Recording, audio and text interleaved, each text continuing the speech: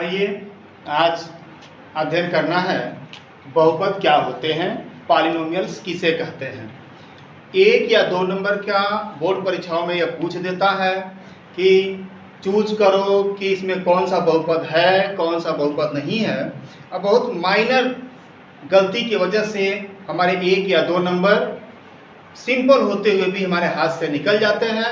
तो आइए इसका कॉन्सेप्ट लेते हैं कि बहुपद क्या परिभाषा आप देखेंगे कि ऐसे पद या पदों के समूह जिसके चर की सभी घातें ऋणोत्तर पूर्णांक हो बहुपद कहलाता है।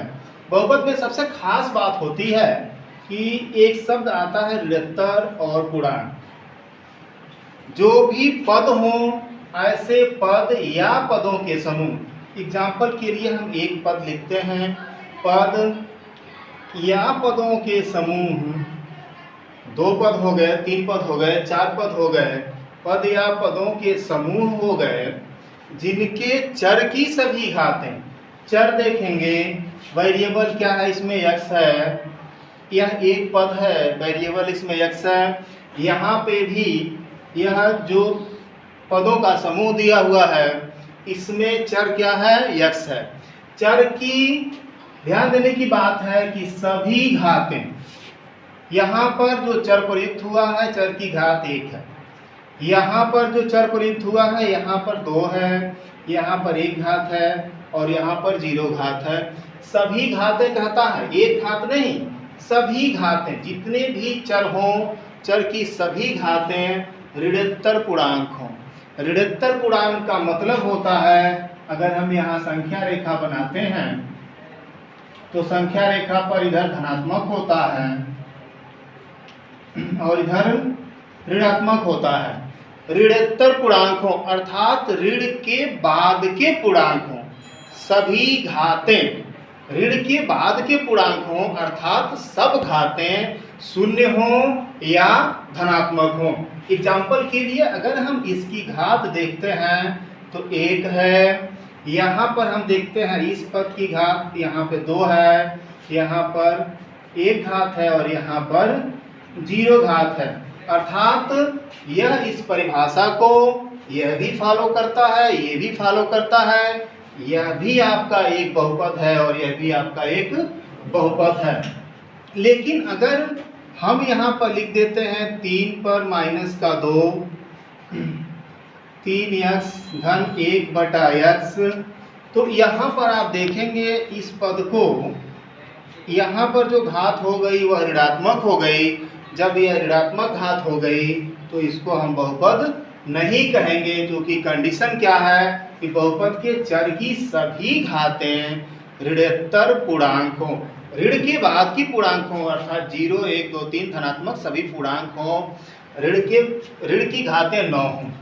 यहाँ पर देखेंगे इसको हम हल करेंगे 3x धन 1 बटा x को, तो यह बन जाता है 3x धन x को ऊपर करेंगे तो माइनस की 1 घात आ जाती है।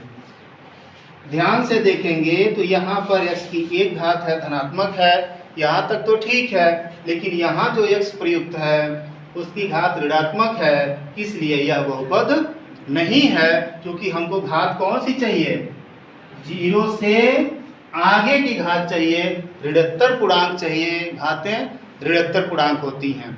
इस तरह से एक एग्जाम्पल मैं आपको यहाँ लिखता हूँ, 10x पर 1.5 धन 3x धन करड़ी में 2, और ऑप्शन में कह दिया गया कि जरा बताइए कि क्या यह पूर्णांक, क्या यह बहुपद है। तो यह बहुपद नहीं है क्योंकि इसकी घात कितनी हो गई, पूर्णांक में नहीं है। कंडीशन देखेंगे पूर्णांक भी होना चाहिए, ठीक है। तो धनात्मक शून्य या धनात्मक पूर्णांक हो तब जाकर के वो बहुपद होता है। यहाँ पर करड़ी में 2, ये तो पूर्णांक है, इसमें तो कोई दिक्कत नहीं, लेकिन यह बहुपद नहीं है। यहाँ पर अगर हम लिख दें करड़ी में x धन 3, यह बहुपद है कि नहीं है, आइए इस पर चर्चा कर लेते हैं। x करड़ी लगी है मीन्स यह इसका 1/2 घात हो गया और धन 3। ध्यान से देखेंगे कि यहाँ जो पद या पदों के समूह हैं दिए गए चर की घात बटे में है, पूर्णांक नहीं है, इसलिए यह भी पढ़ा जाए कि बहुपद कितने प्रकार के होते हैं।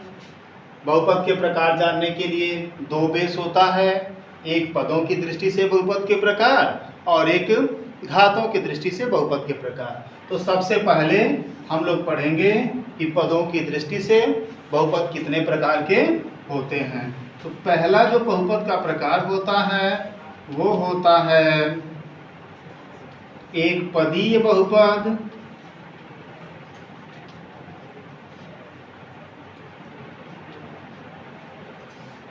एक पदीय बहुपद अर्थात मोनोमियल। मोनोमियल का मतलब ये होता है कि ऐसे बहुपद जिनमें पदों की संख्या एक होती है उसको हम एक पदीय बहुपद कहते हैं। फॉर एग्जाम्पल 3x एक ही पद है, -7y एक पद है। इसको हम केवल अगर हम धन का 4 लिखें तो इसको भी हम एक पदीय बहुपद ही कहेंगे। या यहाँ पर 3z² लिख दें तो यहाँ पर पदों की संख्या आप देखेंगे कि एक ही है, अर्थात यह सारे बहुपद एक पदीय बहुपद होते हैं। ऐसे बहुपद जिनमें पदों की संख्या केवल एक होती है उसको एक पदीय बहुपद कहते हैं। दूसरा होता है आपका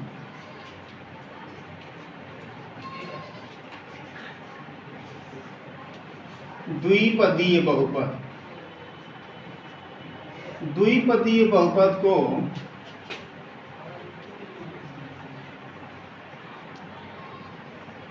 बाइनोमियल कहते हैं। यहाँ से क्लियर हो जाता है कि पदों की संख्या 2 होती है। जब पदों की संख्या 2 होती है तो उसको हम द्विपदीय बहुपद कहते हैं। एग्जाम्पल के तौर पर देखें 3x धन 4 2y² 8। यहाँ पर पदों की संख्या दोनों में 2 है। इस प्रकार हम इनको कहेंगे कि यह द्विपदीय बहुपद हैं। 2 पद आएंगे तो द्विपदीय बहुपद।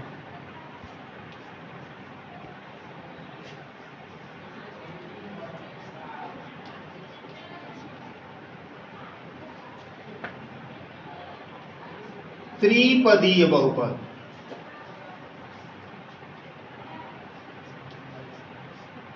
त्रिपदीय बहुपद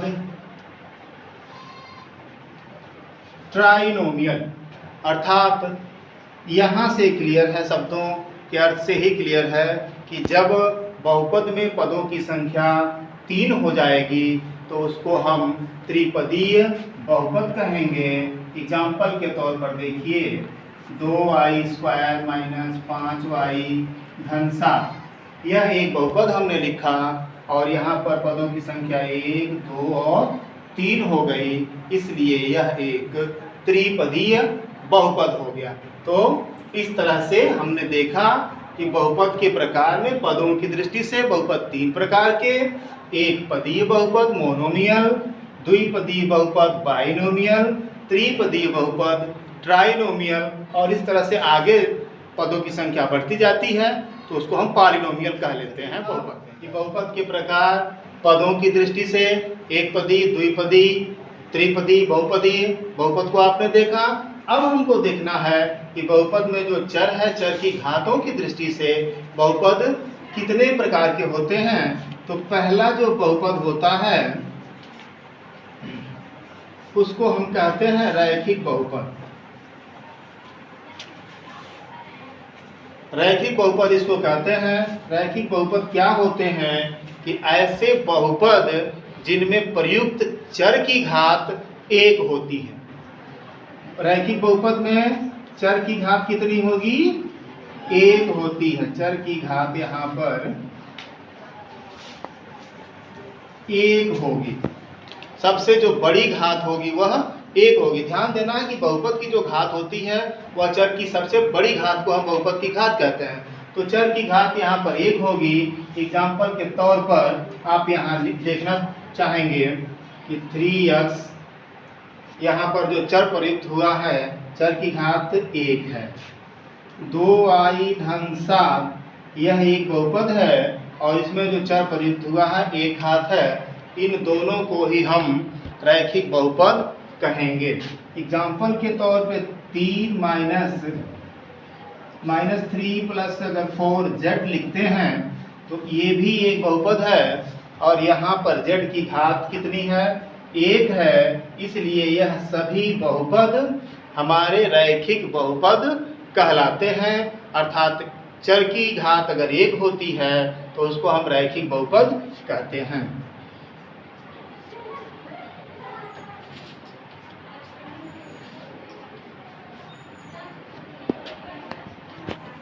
नंबर 2 पर होता है द्विघात बहुपद।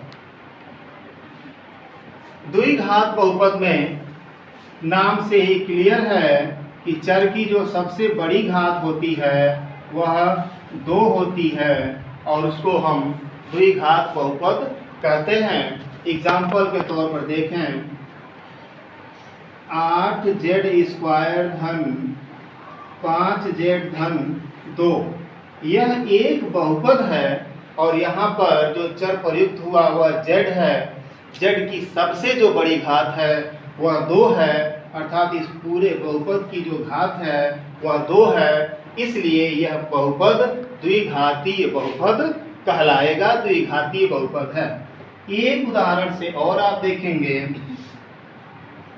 3x² धन 5 अगर हम लिखते हैं तो यहाँ पदों की संख्या तो 2 ही है, लेकिन यहाँ पदों की संख्या की बात नहीं चल रही है, बात घातों की चल रही है। इसलिए यहाँ पर घात 2 है, इस बहुपद की घात 2 है। अर्थात यह बहुपद द्विघातीय बहुपद है। दृष्टि से अगला प्रकार का जो बहुपद है उसको पढ़ा जाए तो अगला होता है त्रिघातीय बहुपद, 3 घात वाले बहुपद। एग्जाम्पल के तौर पर आप यहाँ देखेंगे कि 3x पर 3 धन 5 x² धन 2x धन 4 एक बहुपद हमने लिखा। बहुपद में पदों की संख्या 1 2 3 4 पद है, लेकिन इस बहुपद की जो घात है वो सबसे बड़ी घात 3 है। इसलिए इस बहुपद को हम त्रिघातीय बहुपद कहेंगे। एक और एग्जाम्पल हम आपको देते हैं 5y पर 3 धन 1। यहाँ पदों की संख्या तो 2 ही है, लेकिन जो चर है चर में प्रयुक्त घात 3 है, इसलिए यह भी एक त्रिघातीय बहुपद है। हम यहाँ पर केवल लिख देते हैं z पर 3। पदों की संख्या तो केवल 1 है, लेकिन ये अगर बहुपद की घातों की दृष्टि से देखें तो घातों की दृष्टि से यह 3 घात वाला बहुपद है, यह एक त्रिघातीय बहुपद है। उसके बाद नंबर आता है चतुर्घातीय बहुपद।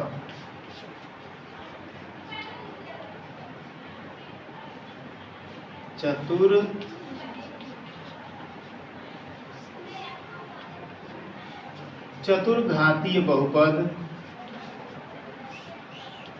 अर्थात ऐसे बहुपद जिनमें प्रयुक्त चर की सबसे बड़ी घात 4 होती है, उसको हम चतुर्घातीय बहुपद कहते हैं।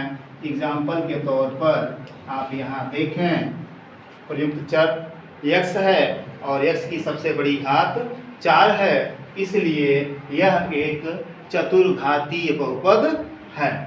एक और एग्जाम्पल हम लिखते हैं 5a पर 4। 5a पर 4 अगर लिख देते हैं तो यहाँ भी आप देखते हैं कि जो चर प्रयुक्त हो रहा है प्रयुक्त चर की घात 4 है, अर्थात यह भी एक चतुर्घातीय बहुपद। अब देखते हैं कि शून्य बहुपद क्या होते हैं, जीरो पॉलिनोमियल्स किसे कहते हैं। तो जीरो पॉलिनोमियल का सीधा सीधा फंडा आप ये समझ लें कि ऐसे बहुपद जिनके सभी गुणांक जीरो हों। ध्यान देना है यहाँ पर गुणांक जीरो हों। जैसे हम अगर एक बहुपद लिखते हैं ax² plus bx plus c, तो उसमें a b c यही गुणांक होते हैं, संख्यात्मक गुणांक। तो कहने का मतलब कि यह सारे गुणांक क्या हों, जीरो हों। तो ऐसे बहुपद को हम शून्य बहुपद कहते हैं। इस बहुपद का रूप बन जाएगा 0x² प्लस 0x प्लस 0। इससे यह क्लियर होता है कि शून्य बहुपद वे बहुपद होते हैं जिसके सभी गुणांक, सभी संख्यात्मक गुणांक a b c यह सब शून्य हो। ऐसे बहुपदों को हम शून्य बहुपद। एक उदाहरण से और समझते हैं कि बहुपद के शून्यक क्या होते हैं। ये एक बहुपद लिखा है 2x² minus 2x minus 4। 2x² minus 2x minus 4 में यदि हम x बराबर 2 रखें तो इसका जो मान बनता है वो बनता है 2x पर 2 माइनस 2 गुणे 2 4, और ये बनता है 2 दूना 4 दूना 8, 2 दूना 4 और ये हुआ 4। यहाँ पर आया 8, माइनस माइनस जोड़ देते हैं 8 होता है और यहाँ पर 0 आ जाता है। अर्थात दिए गए इस बहुपद में जब हम चर x का मान 2 रखते हैं तो यह बहुपद पूरी तरह से शून्य हो जाता है। हम कहेंगे कि यह 2x² माइनस 2x माइनस 4 का शून्यक 2 है। अर्थात 2 हमने रखा, बहुपद शून्य हो गया, बहुपद का शून्यक 2 है। अब आइए देखते हैं कि बहुपद के मानक रूप क्या होते हैं, बहुपद को हम स्टैंडर्ड फॉर्म में कैसे लिखते हैं। तो दिए गए बहुपदों को एक व्यवस्थित क्रम से सजाने की जो क्रिया होती है उसको हम बहुपद का मानक रूप कहते हैं। वो व्यवस्थित क्रम क्या होता है? पहला तो होता है कि घातों के आरोही क्रम में, घातों का आरोही क्रम होता है। जो बहुपद दिए रहते हैं, एग्जाम्पल के तौर पे कुछ बहुपद हम लिखते हैं 3x पर 3 धन 7 धन 2x। यहाँ एक बहुपद लिखा हुआ है, या थोड़ा सा इसको और बड़ा कर देते हैं, 5 हो गया, ये 4 हो गया, धन 3x धन x पर 2। एक बहुपद हमने लिख दिया। पदों की दृष्टि से इस बहुपद में 1 2 3 4 5 पंचपदीय बहुपद है, और घातों की दृष्टि से यह पंचघातीय बहुपद है। 5 पद हैं, 5 घात हैं इस बहुपद में, लेकिन यह बहुपद मानक रूप में नहीं है। मानक रूप में लिखने के लिए हम क्या करते हैं, इस बहुपद को पहले आरोही क्रम में लिखते हैं। आरोही मतलब होता है बढ़ते क्रम में, अर्थात बहुपद की सबसे छोटी घात, घातों की आरोही क्रम में चलना है तो सबसे छोटी घात 0 होती है। 0 घात मतलब हुआ कि ऋण का 7 आप लिखेंगे, उसके बाद 1 घात होती है, यह 3x लिखेंगे, फिर उसके बाद से क्रम बढ़ा 2 घात वाला पद ये लिख देंगे, फिर क्रम बढ़ेगा 3 घात, 3 घात वाला कोई पद नहीं है, फिर 4 घात वाला पद लिखेंगे और लास्ट में 5 घात वाला पद लिख देंगे। अर्थात हमको करना क्या है कि घातों के आरोही क्रम में लिखना है 0 1 2 3 4 5। घातों के बढ़ते क्रम में जब हम बहुपदों को सजाते हैं तो हम कहते हैं कि यह बहुपद का मानक रूप है आरोही क्रम में। देखा जाए कि घातों के अवरोही क्रम में बहुपद के मानक रूप को कैसे लिखा जाता है। उदाहरण इसी को ले लिया जाए, जो उदाहरण अभी दिया गया है 3x पर 5 7 2x पर 4 धन 3x धन x²।